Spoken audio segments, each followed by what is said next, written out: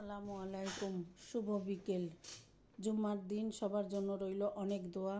আজকে আমার পিঠাপুলির আয়োজনে আলহামদুলিল্লাহ বানিয়েছিলাম দুধ চিতই, সেটাই আজকে আপনাদের মাঝে শেয়ার করলাম। এখানে আমি ভাতের নাজিরশাল চাল নিয়েছি 1 কাপ, আর হাফ কাপ পরিমাণ চিনি গুঁড়া চাল 2 থেকে 3 ঘন্টা ভিজিয়ে রেখে ভালো করে কষলে ধুয়ে পরিষ্কার করে ব্লেন্ডারে জারে নিয়ে নিলাম। আপনারা চাইলে শিলপাটায়ও কিন্তু এটা বেটে নিতে পারেন। দিয়ে দিলাম এখানে আমি গরম পানি, আঙ্গুলটা সহ্য হয় এমন দিয়ে আমি ব্লেন্ডারে ব্লেন্ড করে নিয়ে এবার একটা স্ট্রেনারে সরাসরি ঢেলে আমি একটু চেলে নিচ্ছি।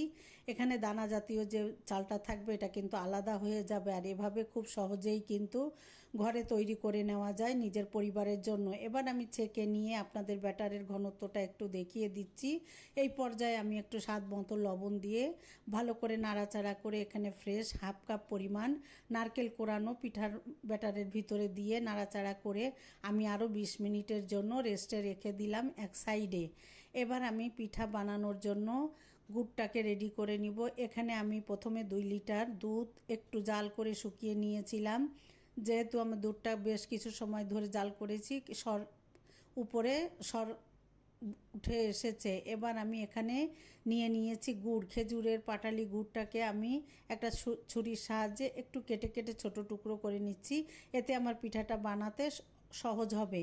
এবার আমি দুধটাকে একটু উষুম গরম হয়ে আসলে এই পর্যায়ে আমি গুড়টা দিয়ে একটু মিশিয়ে নিয়ে এরপরে আমি দুধটাকে জাল করে নিব। এই পর্যায়ে কিন্তু আমি চুলা থেকে দুধটাকে নিচে নামিয়ে নিয়েছি। সরাসরি ফুটানো দুধে দিলে অনেক সময় গুড় কেটে যায়, এই জন্যে কিন্তু গুড়টা কেটে যায়, এই জন্য আমি নামিয়ে একটু ঠান্ডা করে দিলাম। এবার আমি গুড়টাকে মিশিয়ে দিয়ে চুলায় জাল করতে দিয়ে আমি অন্য চুলায় আমি আজকে লোহার কড়াইয়ে পিঠাটা বানাবো।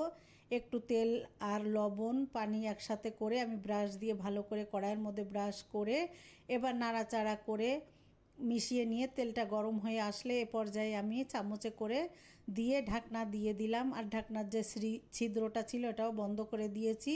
আর এদিকে কিন্তু আমার দুধটাকে আমি চুলায় জাল হতে দিয়েছি, খুব ভালো করে ফুটিয়ে আমি দুধ আর গুড়টাকে মিশিয়ে নিব।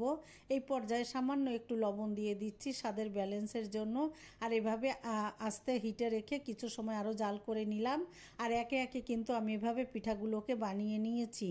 আর এভাবে খুব ঝটপট কিন্তু পরিবারের জন্য ঘরে বসেই বানানো যায় স্বাস্থ্যসম্মত উপায়, যেহেতু ঘরের সবার স্বাস্থ্য বলে কথা। এবার আমি এভাবে একে একে সমস্ত পিঠাগুলো বানিয়ে নিয়েছি। মাশাআল্লাহ অনেক বেশি সুন্দর হয়েছিল।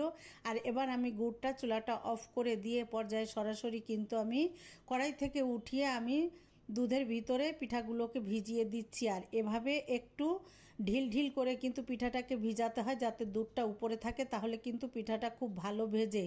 মাশাআল্লাহ আমার পিঠাটা দেখতে যেমন লোভনীয়, খেতে কিন্তু অনেক বেশি মজার হয়েছিল।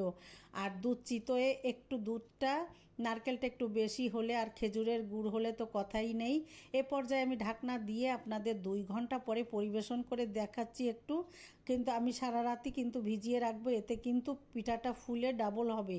এবার 2 ঘন্টা পরে আমি একটু পরিবেশন করে আপনাদের দেখিয়ে দিচ্ছি। পিঠাটা যেমন লোভনীয় দেখতে হয়েছে, মাশাআল্লাহ খেতেও কিন্তু অনেক বেশি মজার হয়েছিল। আর 2 ঘন্টা পরে আপনারা স্ক্রিনে দেখতেই পাচ্ছেন কতটা নরম সফট হয়েছে।